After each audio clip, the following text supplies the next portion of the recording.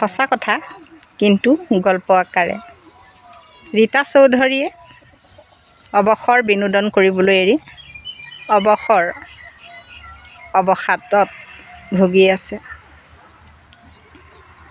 কি দৰকাৰ আছিল অজলাৰ টকাকেইটাৰে নিজৰ ভৱিষ্যত গঢ়াৰ? ৰীতাৰ গিৰিয়েক মাষ্টৰ ৰোলৰ এজন চাকৰিয়াল আছিল, দৰমহা নাছিল।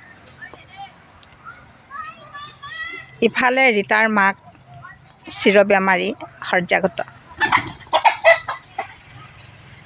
বেচেৰি এদিন অজলাৰ হাতত টকা দেখি ধেমালিতে ক'লে, অজলা, টকাকেইটা মোক দিবি নেকি?